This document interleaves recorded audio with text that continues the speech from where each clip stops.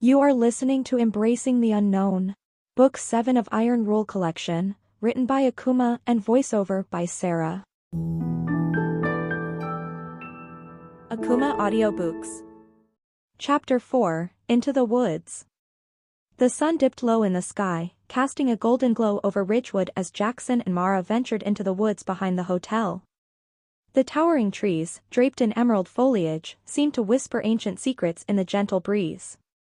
A mix of excitement and apprehension filled Jackson's heart.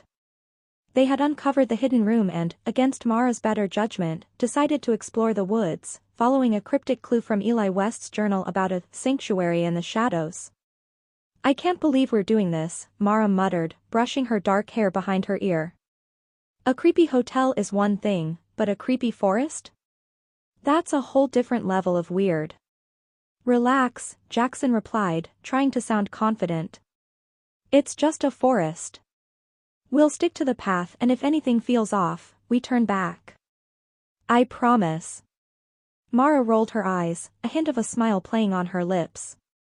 "You're way too optimistic for your own good, Jackson." As they stepped into the cool, verdant embrace of the forest, the sounds of the hotel faded into the distance. The soft rustle of leaves and the distant calls of birds filled the air. The forest was alive, vibrant and mysterious. Yet, an undercurrent of tension hung in the air, sending shivers down Jackson's spine. They followed a narrow, winding trail that cut through the underbrush, the ground crunching softly under their feet. Jackson recalled some of the journal entries that had described the area surrounding the hotel as being intertwined with the land's history, both beautiful and sinister. Every rustle in the bushes made him hyper-aware, his senses heightened as if they were being watched. After a few minutes, the trees began to thin, revealing a small clearing bathed in sunlight. At its center stood a weathered stone statue of a woman, her features worn by time. Despite the erosion, the statue was almost lifelike, with flowing hair and a serene expression. Yet, as Jackson gazed upon it, an unsettling feeling crept over him. The woman seemed to be staring into the depths of the forest, as if she were waiting for something, or someone. "What is this place?" Mara asked, her voice hushed as she approached the statue. "I don't know," Jackson replied, his gaze scanning the clearing. "But it's been here for a long time." Mara traced the rough stone with her fingers, a sense of awe mixed with unease in her eyes. The clearing seemed to hold a timeless quality, a lingering echo of those who had come before. Jackson felt a strange pull towards the statue, as if it were beckoning him closer. "What do you think it means?" he asked, kneeling to examine the base of the statue. Moss clung to the stone, but he noticed faint carvings that seemed to tell a story. "There are symbols here." Mara crouched beside him, peering at the inscriptions. "They look like some kind of language. I can't quite make it out." Jackson traced the grooves with his fingers, feeling a shiver run down his spine. "Maybe it's connected to the hotel, something about its history?" Suddenly, a soft sound echoed through the clearing, like a whisper carried on the wind. Jackson looked up sharply, his heart racing. "Did you hear that?" Mara nodded, her eyes wide. "Yeah." It sounded like voices. Before they could react, the air around them thickened, and the temperature dropped. Jackson glanced at Mara, a mix of fear and excitement coursing through him. He stood up slowly, scanning the tree-line. The whispers grew louder, echoing in the back of his mind, urging him to listen closer. "Maybe we should go back," Mara suggested, her voice shaking slightly. "This feels wrong." "No," Jackson said, fueled by a sudden burst of determination. "We need to see what this is about." Eli mentioned something about the woods in his journal. He believed there was a connection. "Do you really think we should be messing with whatever this is?" Mara's voice was firm, but Jackson could see the curiosity flickering in her eyes. "What if it's dangerous?" "That's what makes it exciting," Jackson replied, grinning. "Besides, we've come this far. What's the worst that could happen?" With that, he stepped back from the statue and moved deeper into the clearing. The whispers grew softer but still tantalizingly close, luring him to explore further. He glanced back at Mara, who was hesitating but clearly torn between fear and intrigue. Come on, he urged, extending his hand. Let's find out what's out there. Reluctantly, she took his hand, and together they stepped further into the trees. The path was less defined now, overgrown with wildflowers and thorns, but they pressed on, fueled by adrenaline and the promise of discovery. As they ventured deeper, the whispers transformed into a low murmur, a symphony of voices blending into one cohesive sound. Jackson felt a sense of unease creep in, as if the forest itself was aware of their presence. Shadows danced just beyond their vision, making him question every flicker of movement. Do you think this is what Eli meant? Mara asked, her voice barely above a whisper. That the woods have a life of their own? I think there's definitely something here, Jackson replied, his heart pounding. Something important. After what felt like an eternity of walking, they stumbled upon a small pond, its surface reflecting the dappled sunlight filtering through the leaves. It was beautiful, a tranquil oasis amid the chaos of the forest. But something about it felt off. Jackson approached the edge, peering into the water. It was eerily still, almost too quiet. Look, he said, pointing to the reflection. It looks like there's something underneath. Mara joined him, peering closer. What do you mean? Like, shadows. I can't quite make it out, but it almost looks like figures moving beneath the surface. Before Mara could respond, the whispers intensified, rising and falling like a tide.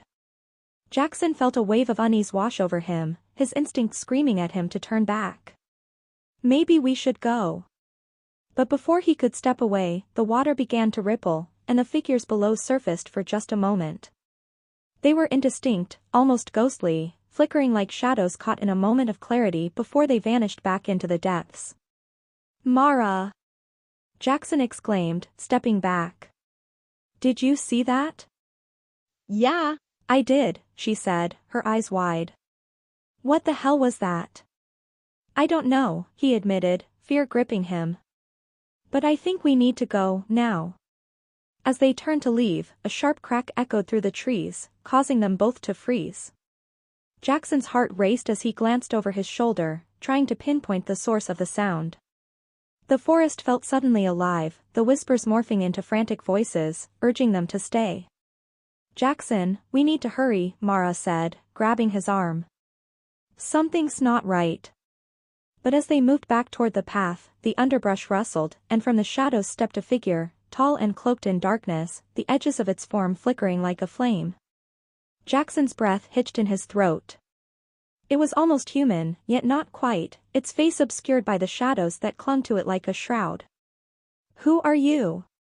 Jackson called, trying to mask the tremor in his voice. The figure tilted its head, and the whispers grew louder, swirling around them like a storm. Leave this place, it rasped, its voice low and echoing.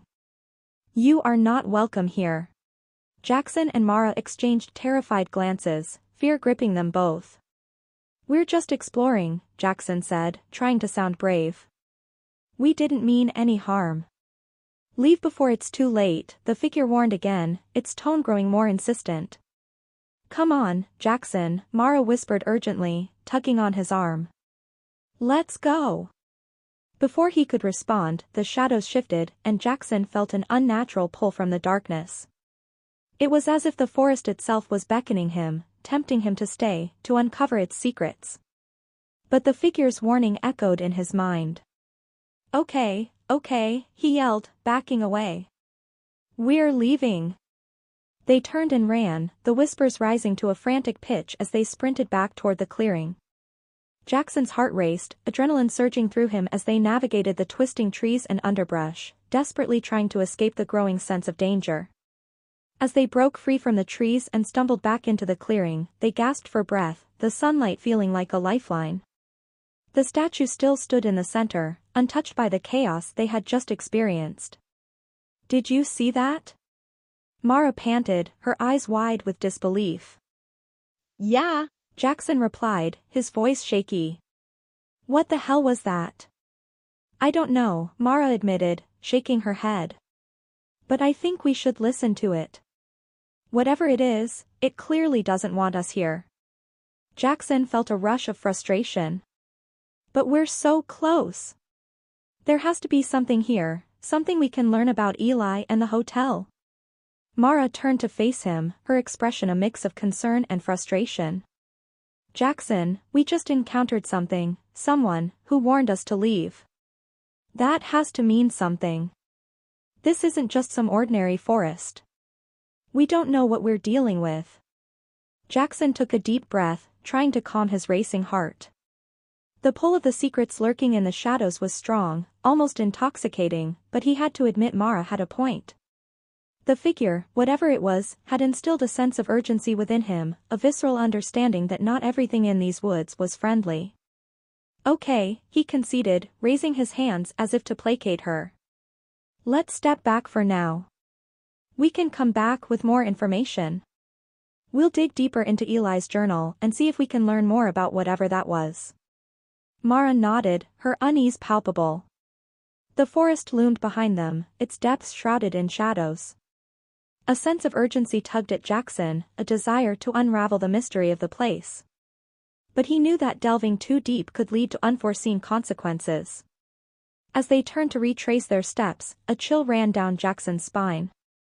The forest seemed to grow quieter, the ambient sounds fading into an oppressive silence.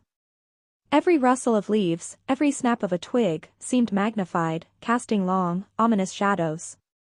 They reached the edge of the woods, the sun casting long shadows across the ground, and paused to catch their breath. Do you think, Jackson started, but the words faded as he glanced back at the trees. The whispers had returned, soft and tantalizing, urging him to listen once more.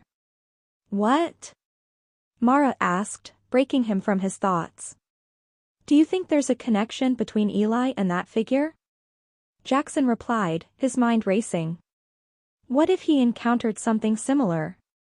Maybe the whispers were him trying to communicate. Mara's brow furrowed in thought. It's possible, but we can't assume it's a good thing. Whatever that was, it didn't want us there, and Eli, well, if he went missing, there's a reason. Jackson nodded, the weight of her words settling in. We should head back to the hotel and see if we can find anything else in his journal that connects him to the forest or the statue. They made their way back, the forest growing quieter as they left it behind. The feeling of being watched began to recede, but Jackson knew that something deeper lay beneath the surface. There were connections waiting to be made, pieces of a puzzle that he had only begun to glimpse. As they reached the hotel, Jackson felt a surge of determination. They had encountered something extraordinary, and now he was more driven than ever to uncover the truth. Eli West had left behind fragments of a mystery that begged to be solved, and he was ready to dive deeper into the enigma. Inside the hotel, the atmosphere was different. The shadows felt thicker, almost as if the walls were closing in. They hurried up the stairs to the library, where the sunlight filtered through the dusty windows, illuminating the stacks of books like sacred relics. Jackson immediately retrieved Eli's journal from his backpack, the pages worn from their earlier handling. He flipped through the entries, searching for clues about the forest or the statue. His fingers danced over the words, racing against the clock as the whispers from the woods echoed in his mind. Here, he exclaimed, pointing to a passage that caught his attention. Eli wrote about a legend connected to the statue. Mara leaned closer, her interest piqued. What does it say? He talks about a guardian spirit, Jackson read aloud, his voice steadying as he absorbed the information. A figure that watches over the forest, protecting the balance between the natural world and the spirit realm. But he also warns of those who disturb the harmony, those who might be drawn in by curiosity but find themselves lost. Lost? Mara echoed, a shiver running down her spine. That doesn't sound good. There's more, Jackson continued, excitement bubbling in him again. Eli believed that those who seek the truth risk becoming a part of the woods themselves. He wrote about how the whispers of the forest could lead one to madness if they weren't careful. What does that even mean? Mara asked, frowning as she tried to process the implications. It means that whatever we encountered today isn't just a random spirit. It's tied to the forest and Eli's disappearance, Jackson said, feeling the weight of his discovery. If we're not careful, we might find ourselves ensnared by the same fate. Mara crossed her arms, her earlier enthusiasm tempered by the gravity of Eli's words. So, what do we do now? Jackson closed the journal, determination surging within him. We need to gather more information. We can't just back down now, we have to understand the legend and what it means. If Eli encountered this guardian spirit, there might be a way to communicate with it or at least find out what happened to him. Mara bit her lip, hesitating. But how? We've already seen what happens when we venture too far. Maybe there are rituals or stories connected to the guardian spirit, Jackson suggested, flipping through the pages of the journal again. Eli mentioned local legends, old wives' tales that might help us understand what we're dealing with. They spent the next hour poring over the journal, tracing Eli's notes and piecing together the fragments of information he had left behind. Each entry felt like a breadcrumb leading them deeper into the woods, and Jackson could feel the whispers growing louder in his mind as he connected the dots. Finally, as they reached the end of the journal, Jackson found a reference to a nearby village where locals still spoke of the guardian spirit. We need to talk to the townsfolk, he said, determination lighting his eyes. They might know more about this legend, about what we've experienced. Mara nodded, her expression shifting from unease to resolve. All right. If we can figure out what Eli learned, maybe we can uncover the truth and avoid whatever fate awaits those who disturb the balance. Jackson felt a rush of gratitude toward her. Thanks for sticking with me. I know this is getting crazier by the minute. Yes, well, I didn't think exploring a hotel would lead us into a haunted forest, Mara replied, a hint of a smile returning to her lips. But I'm curious. I want to know what happened to Eli, and I'm not going to let fear stop me now. They agreed to head into town the next morning, excited yet apprehensive about what they might uncover. As they left the library, the shadows of the hotel seemed to loom larger, almost as if they were watching them leave. Jackson couldn't shake the feeling that they had just scratched the surface of something much deeper, a mystery waiting to be unraveled, a connection between Eli's fate and the guardian spirit that haunted the woods. With every step they took away from the hotel, the whispers of the forest faded into the distance, replaced by the promise of adventure and the hope of uncovering the truth. Jackson felt a sense of purpose igniting within him, a fire that wouldn't be extinguished until he had unraveled the secrets that lay in the shadows. Akumah Audiobooks. You have reached to the end of the chapter. Click next and continue listening to Akumah Audiobooks. This story consists total of 7 chapters as such 7 videos. Refer to channel playlist for better experience and sequence.